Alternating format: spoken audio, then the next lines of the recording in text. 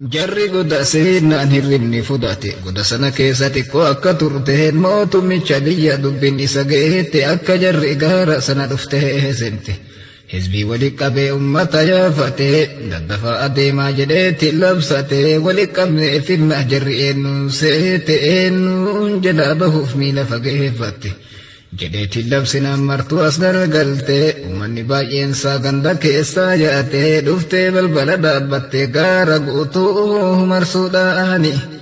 meenu qajeelchi akkaanii jeeshii mootummicha hulaa dura dhufte balbala dhaabbattee itti ol lallabde koottaa nagaan bayyuu isinii wayya jettee lallabde boodaf dadhabde. Keessa seennee baafna jettee murteeffattee ajajaan ajanyaan gariin seenuuf kaatee xiqqoo keessa ol seente iyyite sodaattee fiigaa gadi baatee lubbuun itti dhufte. Tunni faayidaan qabdu jette waan jarri taateen beekanii meenu qajeelchi akkanii. Rifatte iyyite maraate mannitti marse nama maal taate wayyoo na dhaqqabaa jetteetiin iyyattee jecha tana malee tabilyoom dubbatte maal taatan saahibii jetteen haalli jalaa hammaannaani meenu qajeelchi akkanii. Isaanitti dhiifte tabira janyaani tunniinis ol seente asii achi lallaanii sodaatte muddamte tunis iyyinaani na odoo fiigdu baate alatti kufnaani. Ati hoo maal taate jechuun gaafatanii wayyoo jechuu malee deebii dadhabanii ammammoo wal guurte gurdoon seennaani. Akkuma ol seenteen balaan mudannaanii sodaatti gadhiise rabbiin hunda isaanii martuu daftee yaate gaggabdee kufnaani. Ufii ijoollee sana inuma arganii akka jarri ciiftu martuu ilaalanii waan dhagahan seehan itti fakkaannaani ni yaalanii baasuu dadhabanii. Dubbiin jabduutti taanaan itti deessan sabbaranii meenu qajeelchi akkanii. Dubbii namtuu taanaan dhiisuu murteessite kulli dhisii kaatee ofirraa dheessite amriin kun jabaa waan akkan hammaate haala bifa salphaadhumatu yoom taate. Sila akkam taana jettee wal gaafatte waan filmaatan qabneef akka taatu dhawde kasaladhaan kaate galte keeydii rabbii hin danda'anii meenu qajeelchi akkanii. Ji'oota muraasaaf gaara san eeganii waa takka dhabuuni abdii kutatanii ofirraa galuuni galmee guddaa tokko wacanii fiduuni makoota isaanii irra barreessuuni tuuta ashaabal kaaf jarreen badansanii barreessanii maqaa isaanii hulaa dura maxxansanii meenu qajeelchi akkanii. الله يا مناني وجعلنا جماعة الإيمان منك جلت أكاني. الله يا مناني وآتنا حلاوة الإيمان منك جلت أكاني. Jarreen goda seente rafte akkam taate achumaan duute mooxiqqoo rafte kaate hinduunen dammaydees warra jiidhaa taate waggaan tokko darbee waggaa lama taate waggoota 20-30 lakkoofte rafaatumaan jirti ammallee yoom kaate kalqiin eegaa ture inumaa dagate waggaa 78 baate kanumattuu yoom dhaabbatte ganaa dhufuufi ijaarra'anii. Meenu qajeelchi akkanii. Hirribni nu beeknu ka guyyaa tokkooti akka sanaa miti kuni waan addaati waan tursiiseef qabaa kun hojii isaati hojii rabbii guddaa awwalaa boodaati. Ogeessi kamiyyuun fakkaatu isatti intu hojjateetiin garsiisa meenutti mee haa ilaallu suutatti hojii isaati intalluuni. Meenu qajeelchi akkanii. Hirribni isaanii suni maal fakkaata jennee yoo ilaalle qur'aanni dubbata ijji isaanii banaa yoo garee ibsata kunoo bifa kanaan ciisanii maal jettan. Atammoo yoo laaltu waan dhagahan seeta kana qofaa miti dirras gargalfata cinaacha bitaarraa mirgatti deeffata bifa kana arrafan dirra jijjiirata. mee ogummaa rabbii ilaalaa yaa ummataa odoo dunuunfatte waggaa kana hundaa silaa ijji isaanii bakkumatti bada otoo gagargalchuu baatee rabbiin guddaan silaa qaamni isaanii ni nyaataman badaa biyya nyaatee fixa dirra isaanii hunda mirgaa bitatti deeffataa gagargalaa haa bubbulanii mee nu qajeelchi akkaanii. Ifti aduudhaallee goda keessa seenti aduun akkan gubne muujizaa ufiiti rabbiin irraa qabaa gara mirgaatitti awwala yoo baatu gara ganamaati yoo dhihaa kaatullee gara saafayaati goda sana seentee gara bitaatitti wahum fi fajwatin akka kanaan tursiifnaani mee nu qajeelchi akkaanii. Isaan ittiin buutu aduun kallattiin garuu isii inuma dhaqqabdi madaalamtee dhufte akka hin gubnetti ganama yoo baatu gara mirgaa dabdi yoo dhihaa kaatullee ifti aduun seenti goda sana keessa ajaja rabbiitiin ammas irraa dabdi gara bitaatitti qilleensillee dhufte itti bububbifti quwwaa rabbii olaaniitiin haalli akkanaa adeemuuni mee nu qajeelchi akkaanii. Waggoonni akka ijaarraa tokko tahe ammas dabalame ijaarraa lama tahe sanittuun dhaabbanne ijaarraa sadi gahe dhaloonni sun dhume kabir bakka bu'e sunis lafaa dhume kabirtu as bahe waggoonni baay'ate hagam akka gahe ijaarraa sadii fi waggaa 9 gahe jarreen goda lafan hangammaa yoom ka'e ammammoo kunooti murtiin rabbii gahee sambooda mee maaltu tahe itti fufunee ilaallahanii mee nu qajeelchi akkaanii. Allahu yaa mannaani waatina halawata al-iimaani mee nu qajeelchi akkaanii. Allahu yaa mannaani waja'alna jama'ata al-iimaani mee nu qajeelchi akkaanii. dhaloonni sun hundi lafarra dhumuuni kaabiraatu dhufe sunillee deemuni ummanni mu'minni kabira dhufuuni rabbii waan du'erraa waan jiru bahasun ashaabal kahfiinis lafaa dammaysuuni hirribarra akka kaasuuni beellamni isaa guutamnaani mee nu qajeelchi akkaanii. Waggaa 309 garafte rabbiin murteessinaan amma dadammayte haywaana san wajjin 8 kaate waggoota hangana amri isaatiin bulte martuu sosochoote ol kaate teteette bitaaf mirga laalte walillee lallaalte sila gamturre jette wal gaafatte ganamuma rafte waan galgala kaate guyyaa tokko qofa akka turte ufseete beekuu hin dandeenye hagam akka rafte kunoo har'a lafaa kaate beellamni isii dhumannaani mee nu qajeelchi akkaanii. Eegarri ba'a kaate walitti dubbatte nyaata haa bitannu beeloyne irra jette magaalaa deemuudhaaf waliin mari'atte natu deema jedhee tokkochi dubbate nyaata gaarii laalinuu bittigaa jetteen ammas ufeeggadhu dubbittiin jabaatte balaan sirra gaha yoo tasa qabamte innis ka'ee deeme miila fageeffate yoo magaalaa seenu gandi jijjiiramte waggaa baay'ee turu inni yoo hubate asiif achi laale inuma rifate magaalaan guutuun si itti jijjiiramte ammaal tahee jedhee lubbuu fi gaafate sila mana amamuu zaahirumaan taate moo sila gonkumaa sammuun nama raate naannoon beeku kullinnatti jijjiiramte jedhee kuna uf gaafate ganda guutuu wallaalaani mee nu qajeelchi akkaanii.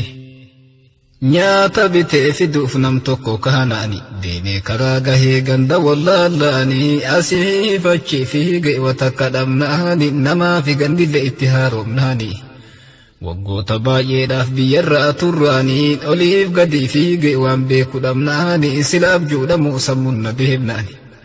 jedhee uf gaafate ufiin dubbannaani haalli jabaatti taanaaniin akka dhibee yaaddoynaani mee nu qajeelchi akkaanii. Kaleessuma tana ganda kanaa bahe gandi beeku hundi sila akkam tahe magaalaan guutuunu haarawana tahe inni homa guyyaa tokko oolese garuu jaarraa 3 fixate as bahee nyaata sana bituuf mana nyaataa gahee sambooda mee maaltu tahe qarshii fuudhee kenninaani mee nu qajeelchi akkaanii. الله يا مناني وجعلنا جماعة الإيمان منك جلته أكاني الله يا مناني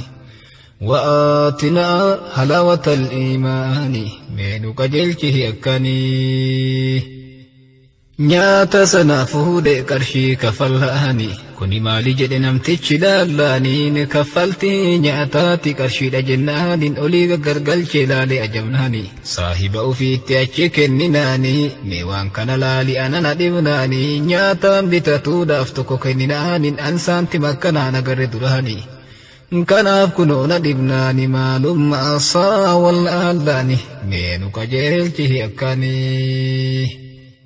walirraa fufuute baay'een isii ilaalti eessaa fuute jettee gurbaa san gaafatti kuni qarshii miti zahaba wayiiti eessaa fuute garuu jetteettiin gaafatti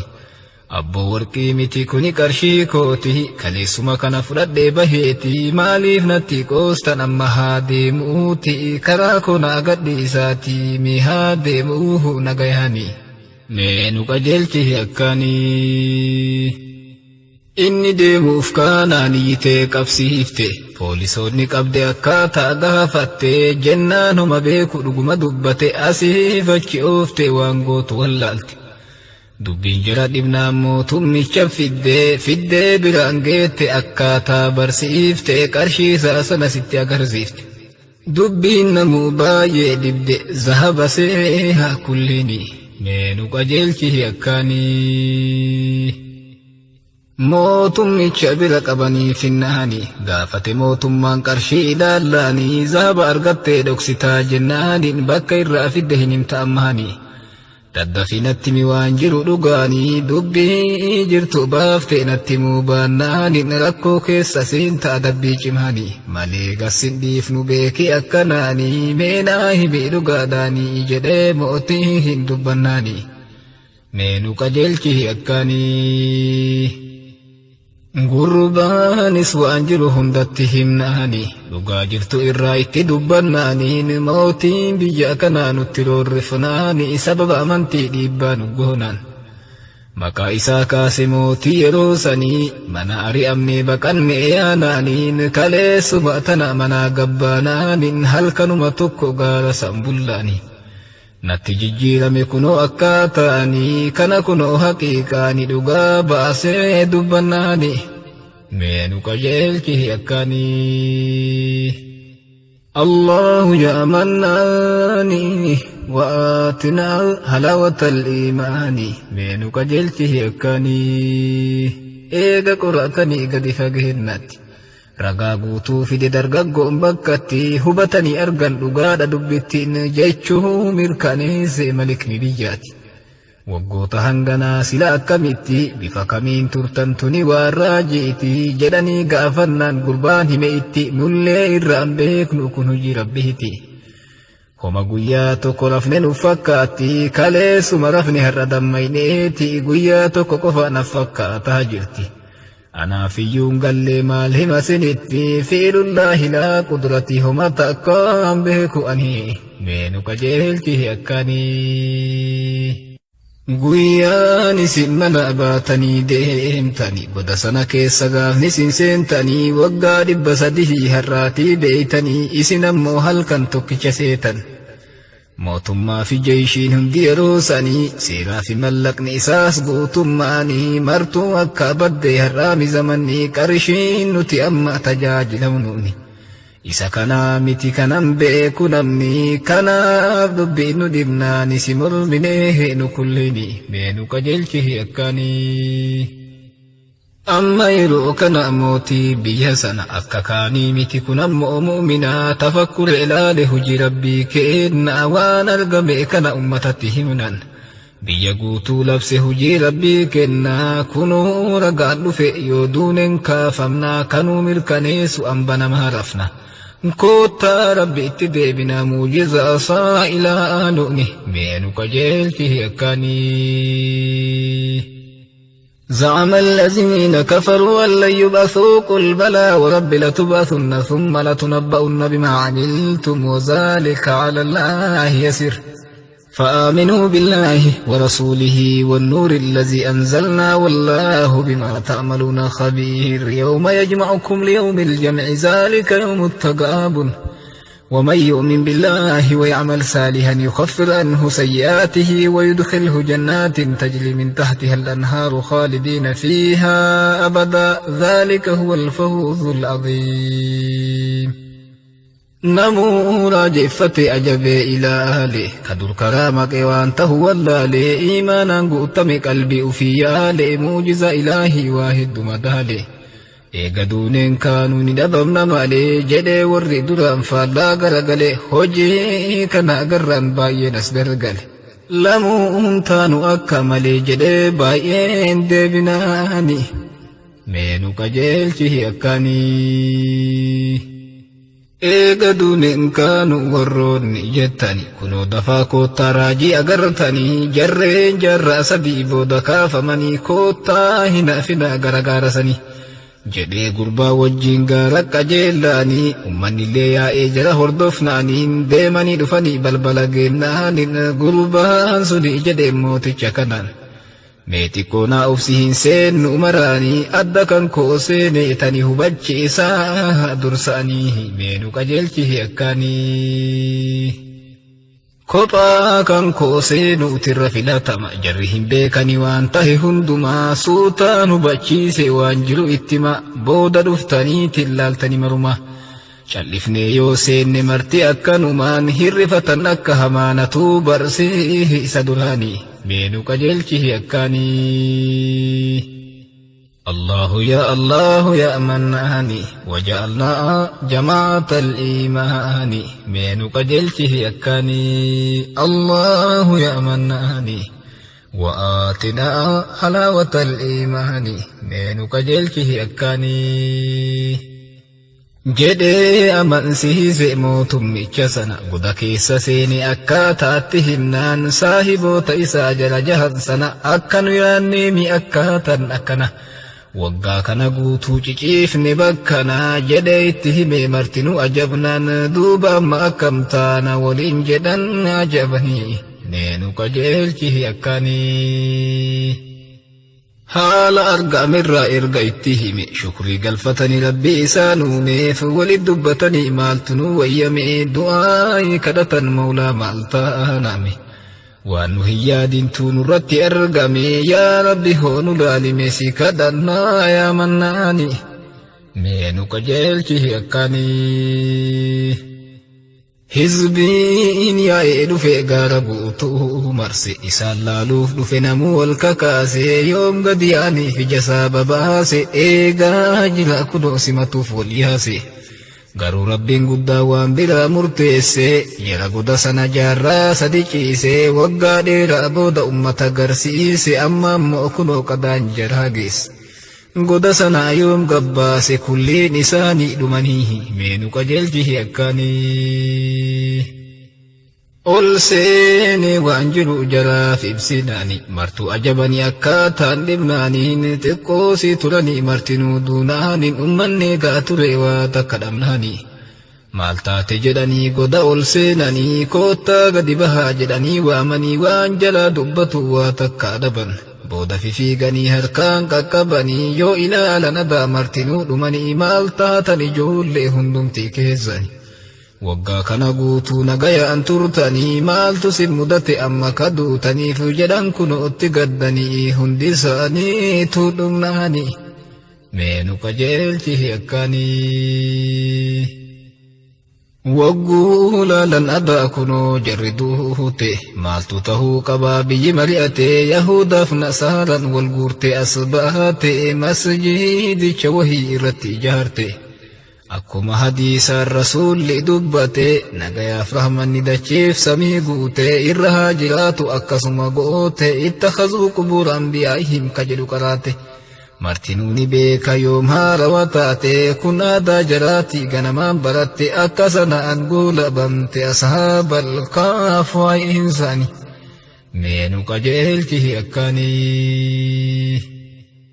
الله يا مناني وجعلنا جماعة الإيمان منك جلته أكاني الله يا مناني وآتنا حلاوة الإيمان منك جلته أكاني waan dubbachuu qabu waa baay'ee hambise yeroo dhabee jennaan kukkutee gabaabsee aalimatu jira ka rabbiin badhaase ilmiin isaa guutee beekumsaan gabbise gaafadhaa hubadhaa bakkaan daddabseen waan mul'atuu qabu yoon awwaalee dhoysee waan kaahamuu qabu yoon tasa caccabse waan gabbu'u yoon ol kaase waan beekumsan qawneefanii meenu qajeelchi akkaanii نعم ربي إرّاها واتقه ديسا باكين ترغمه دچي مكة كيسا غار بخشي قبا تايدهم بريليسا أجياد مسا في جبل مركيسا شارع منصوري في تيبيان إسا كل إنسا بيتي مرسا غارين